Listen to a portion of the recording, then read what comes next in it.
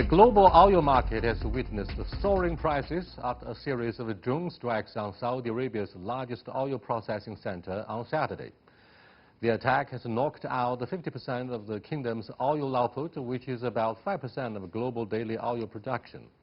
Although Yemen's Houthi rebels have claimed the responsibility for the drone strikes, U.S. Secretary of State Mike Pompeo has blamed Iran, and President Donald Trump tweeted that the U.S. was locked and loaded and ready to act. How much further will this escalate tensions between the U.S. and Iran? How will it impact stability in the Persian Gulf region? And what will be the implications for the global oil market and the outlook on global growth? To talk about these issues and more, I'm happy to be joined in the studio by Professor Zha Daojun from Peking University, and via satellite, we shall also speak to Richard Weiss, a security expert at the Wikistrat, the global consultancy in Washington, D.C., and Gamba Nadari, columnist with Kayhan International in Tehran. That's our topic. This is a dialogue. I'm Yang Ray.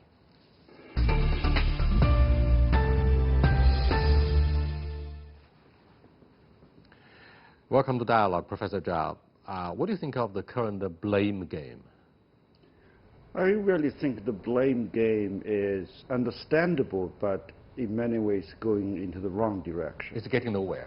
It's getting not, well, we don't know what instrument was used. Probably somebody with access to some very sharp satellite data knows who did what, where these suspected drones took off, who would own it.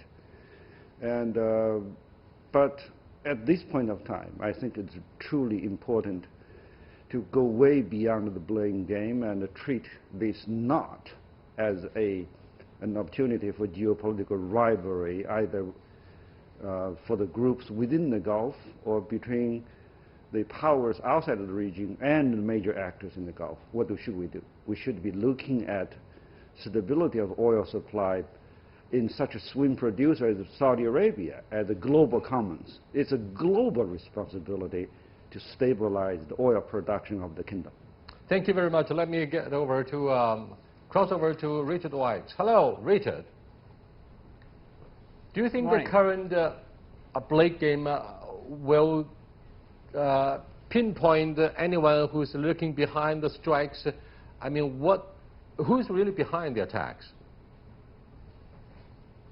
You know, you have to think that that the most likely candidate is Iran or groups within Iran, and the reason being that this was a very well-executed, sophisticatedly targeted strike against a very sensitive facility that advances several Iranian interests. It weakens a strategic competitor, an energy competitor. It basically confronts the U.S. with the risk of further escalation. And the Pentagon has indicated that the strikes were not launched from Yemen itself, but from another location. And then some say Iran, some say Iraq. They haven't told us yet precisely where. So it looks like an Iranian strike, and it resembles some of the other actions that Iran has taken over the past months.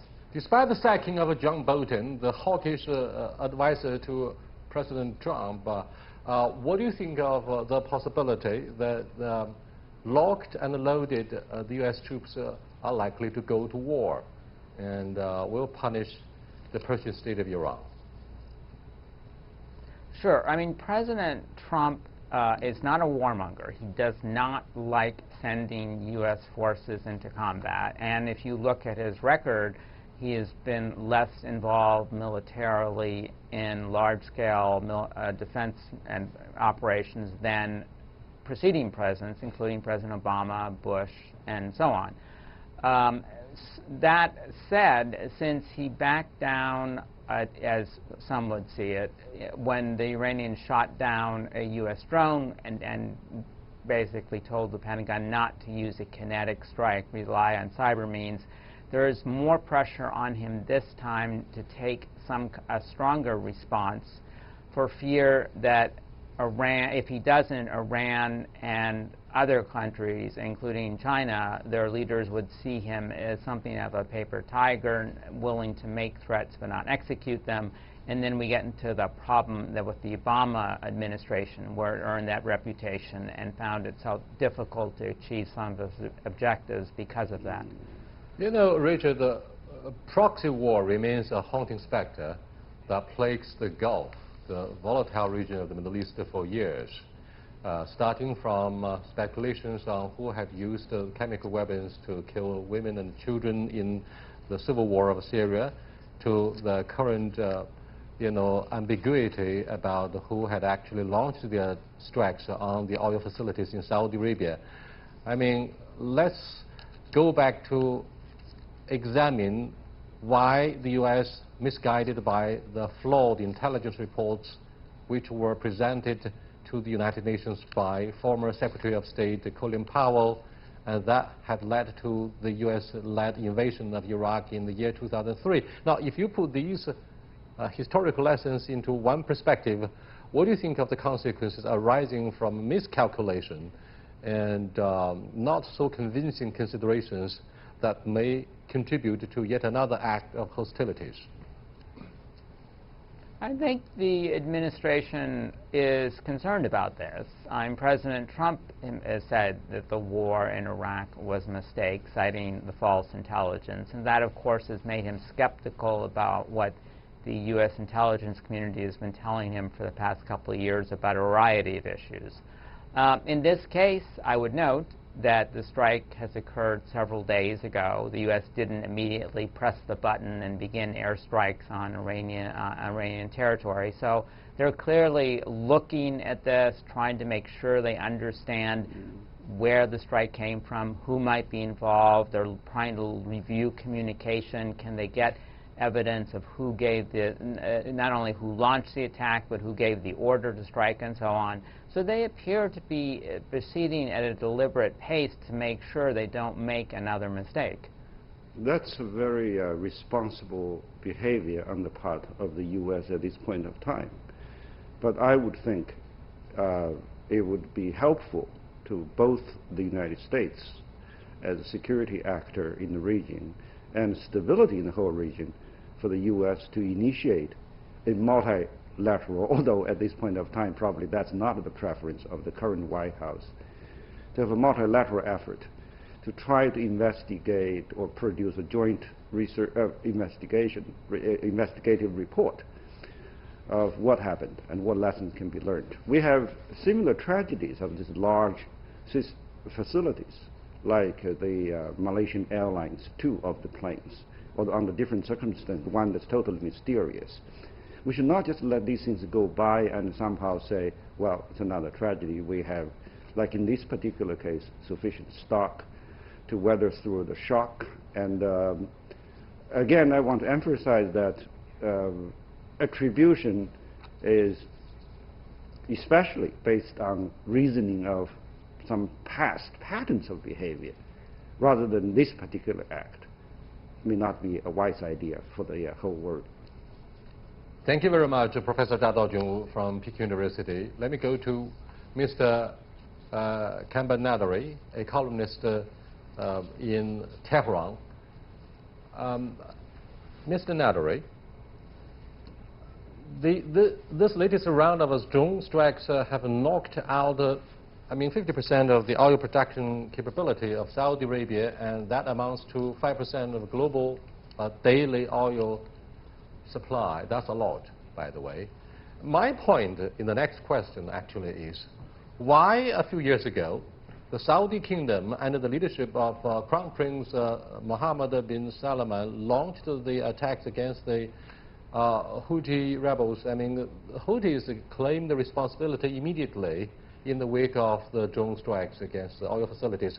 And the United States, perhaps, and some of its allies immediately placed the blame on Iran, because Iran stood behind the Houthi rebels. So what do you think of the current blame game? That's the very first question that I raised at the beginning of the show. Well, the Iranophobia campaign by the United States and its allies pays off big, because it justifies the presence of U.S. troops in the region, it justifies the wars in Syria and Yemen, and at the same time it promotes the weapons manufacturers of the United States to sell the latest state-of-the-art weaponry to Arab allies in the region, such as Saudi Arabia and, of course, the United Arab Emirates. That's why this Iranophobia campaign refuses to go away. No matter what Iran does, be it signing a nuclear deal or even a security pact with its regional neighbors, still it won't be enough for the United States, because, as I told you, it pays. It pays a lot. They are making a big money, and President Trump is laughing all the way to the bank because he continues to sell over $100 billion of weaponry to Saudi Arabia in order to continue, I insist here, to continue the ongoing war in Yemen. So why not blame Iran? Why not make the situation worse than what it is now? Why not continue to destabilize the region? It's good for the weapons manufacturers of the United States, and also it justifies the presence of U.S. troops in the region. Well, I don't know. I think on the part of you sitting where you are, you probably rightfully have some angry feelings about this. But wouldn't it be a more productive position out of Iran that, in spite of all these accusations, what you would propose is a way of some fact-finding? It seems to me the way you are talking about it, I'm sitting here in Beijing, may not be that conducive to cooling down the temperature. I'm talking about the diplomatic temperature. If I could ask you a question, I'm not the host. From your judgment, what needs to be done to get to the bottom of seeing who did launch the attack and for what reason? Dao Jun, I'm the host. From the neutral point. From the neutral point of a professional moderator, Nadari, let me ask you, at this defining moment about who is behind the strikes, in the international society has the benefits of doubt as to the sophistication of using the drones, and it is the Persian state of Iran that has a full command, effective command of the drones to get ready and to combat whoever who proves hostile to your country. Now, you stand behind the Houthis. What can you say about, you are not supportive of the Houthis, who claim direct responsibility for the strikes. Can you produce some convincing evidence on the table and say Iran has nothing to do with it?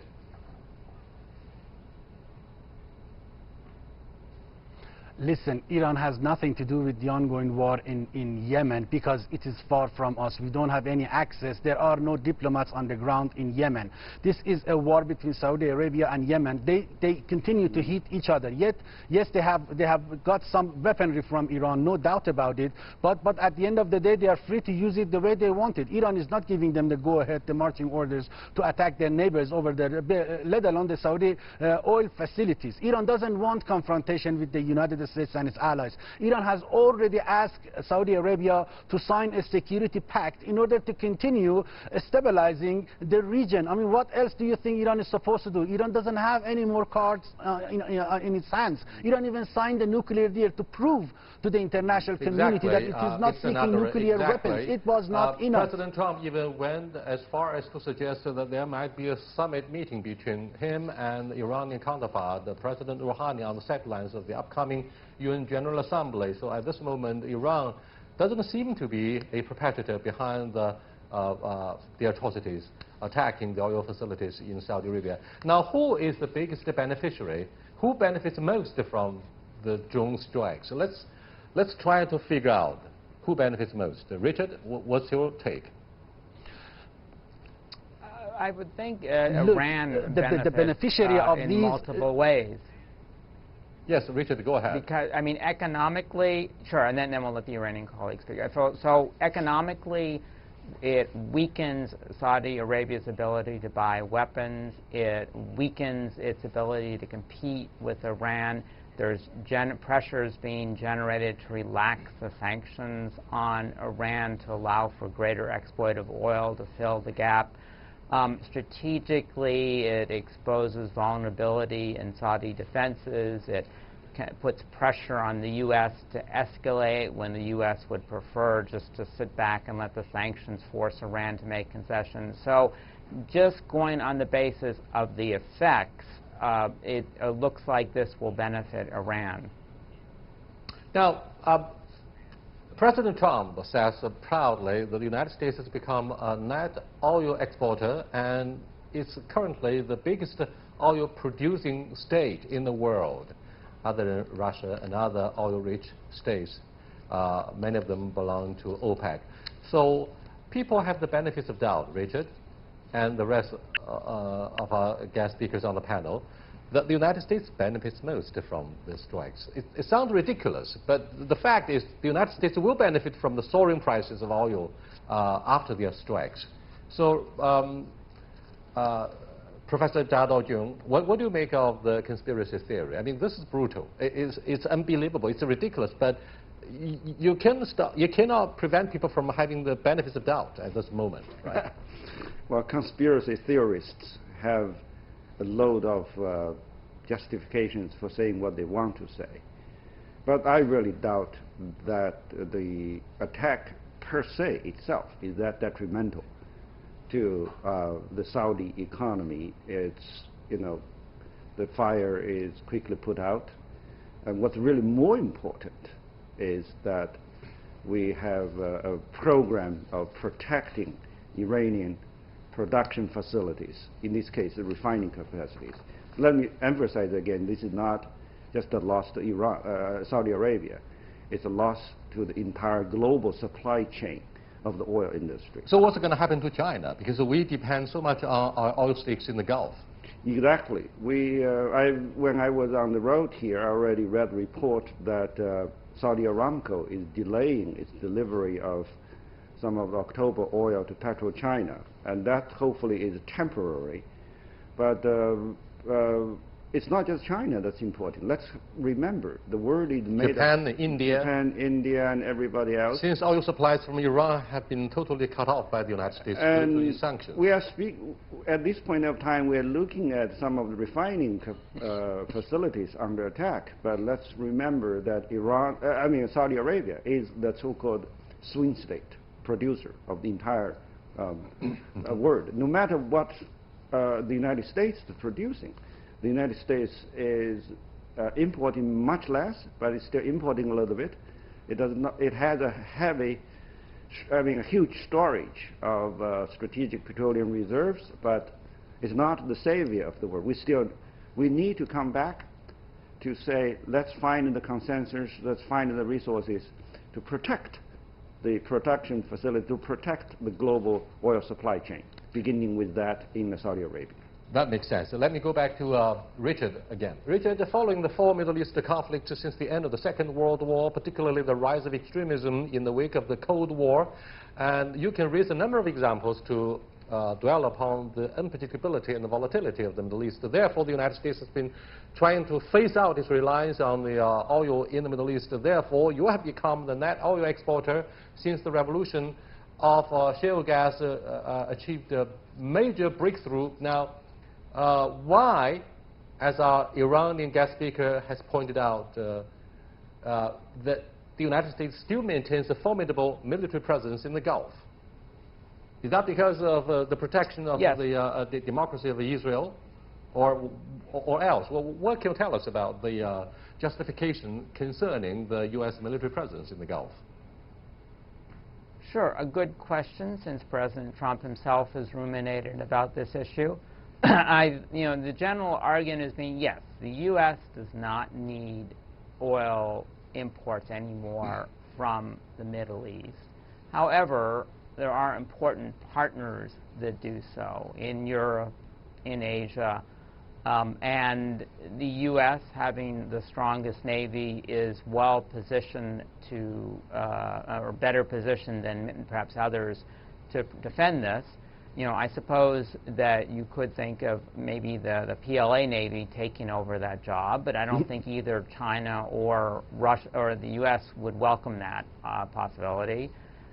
So the U.S. sort of feels that it has to fulfill that. It does gain some benefits in that it gives the U.S. influence in the Middle East to, for example, as you said, defend Israel, advance the interests of its other partners in the Gulf.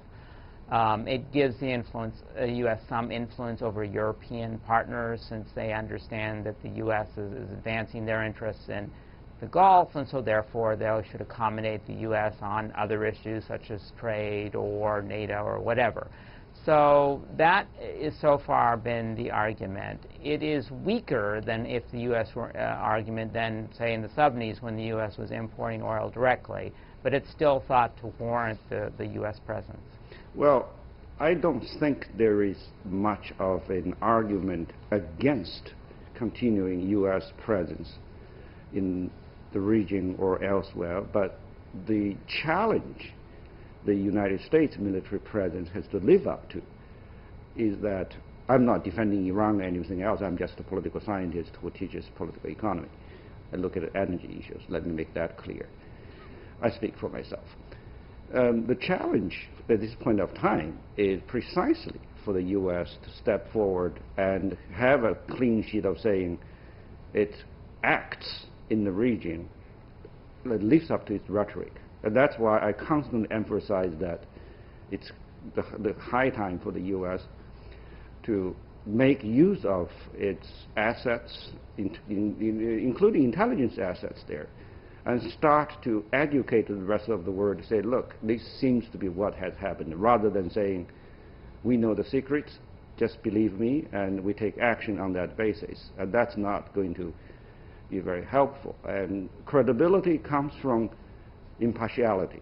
Now, as regard to what Richard earlier said, whether or not the PLA or Chinese presence, I don't think that rises to issues of concern or much less aspiration here in China. What we need, what frankly speaking many other importers in Northeast Asia need, is nothing more than a stable and smoothly functioning oil supply chain. And it just so happens that the Middle East has been and will continue to remain a stable source of energy supply for us, for the global economy. Gamba, Richard raised the issue of the PLA presence in the Gulf. In fact, the PLA flotilla deserves credit for escorting international oil tankers and, of course, our own shipment of the oil from the Middle East. Now, we think this is an act of providing public service and public products in international waters. However, what Richard White implied in his early analysis about the growing presence of the Chinese military in the Gulf seems to suggest quietly that it is a geopolitical competition. But China, most of our Chinese international, observers don't believe China stands ready to be further involved in the peacemaking efforts, despite our noble motivation to protect oil supplies in this volatile region of the Middle East. So, Mr. Nadori and Mr. White, what do you think of the Chinese concerns that our military would be further involved, and what's the reason, what's the point behind that? Mr. Nadori, you first. Well, China is a trustworthy partner of Iran. Iran welcomes any kind of help from the outside powers in order to stabilize the region. If it is about stability of the region, not from naval presence forever, like the United States, that has had so many bases in and around the Persian Gulf for so many decades. China is a responsible member of the international community. Iran welcomes any kind of assistance from China if it is going to help stabilize the region and the oil flows. But at the end of the day, as I told you, the regions are responsible to maintain the stability of the region, not transnational powers like China or the United States. We need a security pact. We need to sit down and act like adults in the region. We need to let go of our past grudges. stop, weaponizing our proxy forces. At the same time, we have to stop the wars in the region because it is not serving anybody. Look what has happened. Half of the oil output of Saudi Arabia is gone. Why? Because there is a war. Iran didn't start the war. Iran is not telling the Houthis where to attack. It is the United States that is weaponizing Saudi Arabia and destabilizing Yemen and now Saudi Arabia. And now China is concerned. America is concerned. The international civil society is concerned. I think we need a security pact. Richard, we need China's right. help. What do you think I think we need Russia's help. Security mechanism in the Gulf since the rise of a geopolitical mistrust and rivalry between the United States and China captures headlines every day, every passing day. What do you think of any serious suggestions that may help Crown Prince Mohammed bin Salman to phase out its military presence in Yemen to concentrate on its own domestic business? I mean, this will be a benevolent gesture from Washington. Don't you think so? Right. I just want to address all the questions. Absolutely. PLA, Navy. I think that neither Washington nor Beijing wants the PLA Navy to replace the U.S. role. I mean, there's some questions about the capacity of the PLA Navy to do that, but certainly that could trigger all sorts of alarm and concern about China's intentions. And I think China would also prefer that the U.S. bear the burden of keeping the transit lines open, lines of communications open, rather than China have to do that, sort of a form of free riding. That said, you're right that the best solution would be for the local security mechanism to arise that would end the conflicts, that would result in the departure of all foreign forces on a permanent basis, and see, Israel, Arab-Palestine peace, and an end to the disputes between Saudi Arabia and UAE versus Iran, and so on. The problem is, of course, how to get there. The administration's idea is that you have to bear some short-term pain now, put pressure on Iran, and at some point we'll see Iran make the concessions necessary to help bring those results into place. Professor Da. And so that's, Yes, Professor Da. What do you think of the prospects that Beijing is likely to reach out to our friends in Saudi Arabia and help His Excellency Crown Prince Salman sort of bring the bloody conflict in Yemen to an end so that peace could somehow be restored in this region? Well, we have a special envoy for the Middle East. I believe this position is fairly active. The tradition of Chinese diplomacy is try to urge different sides in a quiet way to come to a negotiated solution.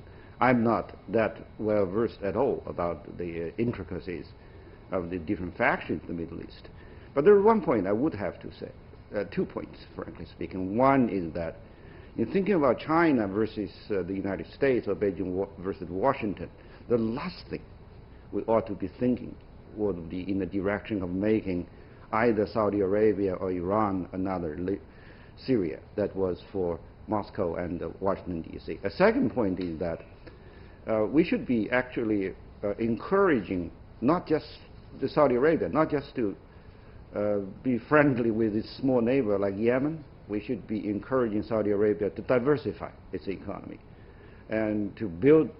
It's a supplier of oil to the rest of the world, that's all right, but being a single industry economy carries a lot of risks as well. And China's Belt and Road Initiative can help bring Saudi Arabia's economy into a lot of areas of diversification. Thank you very much. We keep our fingers crossed for quick restoration of the oil production capability in Saudi Arabia so that the peace could be restored in the Middle East. Thank you, everybody, for being part of this meaningful dialogue on the future of the Middle East. Until next time, goodbye.